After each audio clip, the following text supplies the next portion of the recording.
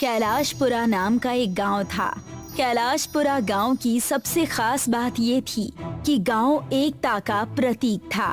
दूसरे गांव और कस्बों के लोग कैलाशपुरा की एकता की मिसाल दिया करते थे, लेकिन कुछ समय से कैलाशपुरा गांव के लोग बंजरपन और बारिश न होने के कारण बहुत ही चिंतित थे। इस नदी में एक बूंद भी पानी नहीं बचा है। कुएं सूख गए, नदी सूख गई। हैंडपंप से तो 3 घंटे चलाओ तो एक बूंद पानी आता है। इस नदी को देखकर तो मुझे प्यास लग रही है। इसीलिए मैं कह रहा हूँ कुछ दिनों के लिए हमें शहर जाना चाहिए। कम से कम वहाँ 2 वक्त के खाने का इंतजाम तो हो जाएगा। शहर जाएं तो जाएं कैसे?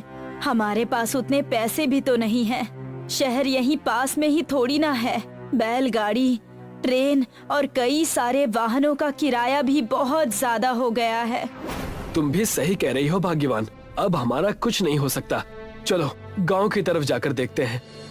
गर्मी से प्यास के मारे ऐसा लग रहा है समुद्र का पानी ही पी लूं। अरे मुरारी, ये कैसी बातें कर रहे हो? समुद्र का खारा पानी कोई कैसे पी सकता है भला? और क्या करूं हीरा भाई, गर्मी के मारे हालत तंग है। हमें इस चीज के ऊपर ना काम करना होगा, वरना हमारे गांव के बच्चे बूढ़े सबके प्राण संकट में आ जाएंगे। हमें चलकर गांव के चबूतरे में बैठे पंडा बाबा को ये समस्या बतानी चाहिए। वहां जाकर हमें कुछ ना कुछ उपाय तो मिल ही जाएगा। तुमने ठीक कहा, हमें वहां चलना ही चाहिए। हीरामणि और उसकी पत्नी मुरारी के साथ मिलकर उसके गांव के सबसे बूढ़े पंडा बाबा के पास जाते हैं। बाबा जी की जय हो। पंडा बाबा उनसे कहते हैं, कहो, तुम सबका यहाँ किस काम से आना हुआ? वैसे तो कोई भी मेरे आसपास नजर नहीं आता। वो क्या है ना कि हम आपसे ये जानने आए हैं कि हमारे गांव की पानी की समस्या कब ठीक होगी। तुम अब आ रहे हो जब सब खो गया, जब बीती बीत चुकी है। हम कुछ समझे नहीं महाराज, आप क्या कहना चाहते हैं? खुलकर कहिए ना। सारे गांव वालों को इकट्ठा करो और चलो मेरे साथ। लगता है ये बाबा प्यास के चलते पगला गया है, बहकी बहकी बातें कर रहा है।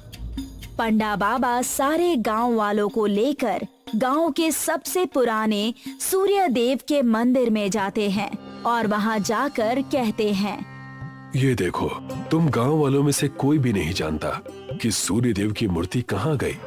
बाबा के इतना कहते ही सब मूर्ति की तरफ देखते हैं और उन्हें वहां पर कोई भी सूर्य देव की मूर्ति नजर नहीं आती जो पहले हुआ करती थी। ये कैसे हो सकता है? मैं तो पिछले महीने ही यहाँ पर आया था, तब तो मूर्ति यही थी। क्यों भाग्यवान? जी, आपने सही कहा। पता नहीं ये कैसे हो गया। मूर्ति मंदिर में ना होने से ऐसा क्या हो गया? बाबा, आप बातों को घुमाए ना और सीधे सीधे बता दें कि बात क्या है।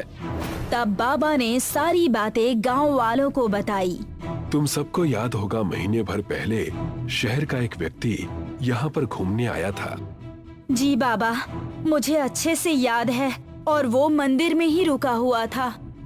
वाह, ये मंदिर तो बहुत पुरानी लग रही है। अगर मैं इस मंदिर की मूर्ति को बेच दूं, तो मैं रातों रात धनवान हो सकता हूँ। लेकिन इसके लिए मुझे बड़ा सा षड्यंत्र रचना होगा। शहरी व्यापारी शहर के कुछ चोरों को पैसे देता है और उन्हें मंदिर की मूर्ति चुराने के लिए कहता है। चोर आकर रातों रात मंदिर से सूर्य देव की मूर्ति चुरा कर ले जाते हैं। तुम गांव वालों को शर्म आनी चाहिए कि तुम्हारे नजरों के सामने खुलेआम चोरी हो गई और तुम समझ नहीं पाए। धिक्कार है ऐसे भक्तों पर। बाबा, मैं अब भी समझ नहीं पाया कि बात क्या है। उस मूर्ति से गर्मी का क्या लेना देना?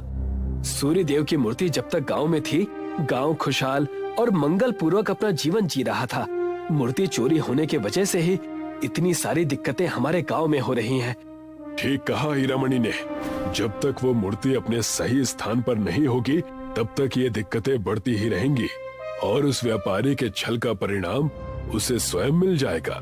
हीरामणि और मुरारी, तुम दोनों शहर जाकर मूर्ति ढूंढो और उसे इसी जगह पर फिर से स्थापित करो।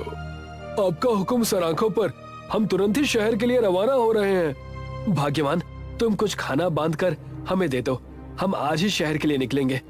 बाबा की बात सुनकर मुरारी और हीरामणि शहर जाने के लिए तैयार हो गए।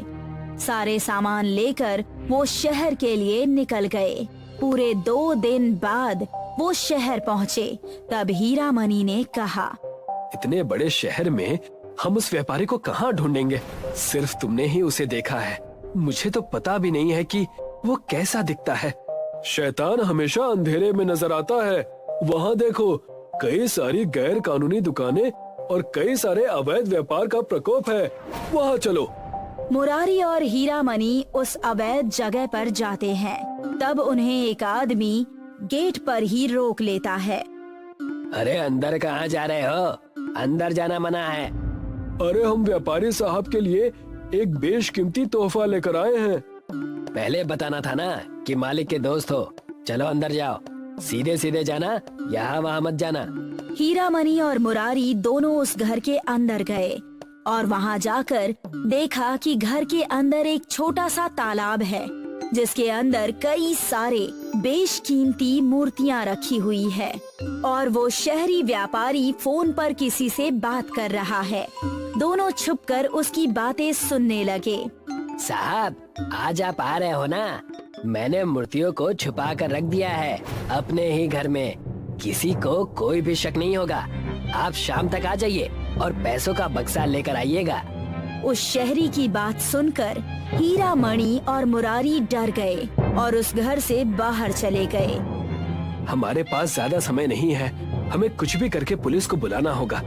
तुमने ठीक कहा, इस दरिंदे को जल्द से जल्द हमें काल कोठरी में डालना ही होगा। हीरामणि और मुरारी दोनों ने तुरंत ही पुलिस को बुलाया और उन्हें सारी बातें बता दी। पुलिस वाले ने उस शहरी व्यापारी को गिरफ्तार कर लिया। मुझे छोड़ दो, मैंने कोई गलती नहीं की है, जाने दो। तुम दोनों ने मिलकर अच्छा काम किया है। अपनी मूर्ति लेकर चले जाओ। रही बात इसकी, तो हम इसे सही जगह पर पहुंचा देंगे। हीरामणि और मुरारी दोनों सूर्य देव की मूर्ति लेकर वहाँ से अपने गांव आ जाते हैं। गांव वाले उन्हें देखकर खुश हो जाते हैं। तुम दोनों पर गांव को नाज है। जल्दी से इस मूर्ति को उसके स्थान पर रख दीजिए। गांव वालों ने मिलकर सूर्य देव की मूर्ति को स्थापित किया। जैसे ही वो मूर्ति अपने असली स्थान पर पहुंची, सूर्य देव प्रकट हो गए और कहने लगे, मैं तुम सबकी भक्ति से प्रसन्न हुआ, इसलिए मैंने तय किया है कि इस गांव में सूरज से बारिश होगी। अब से तुम सब गांव वालों को किसी भी बात की चिंता नहीं होगी।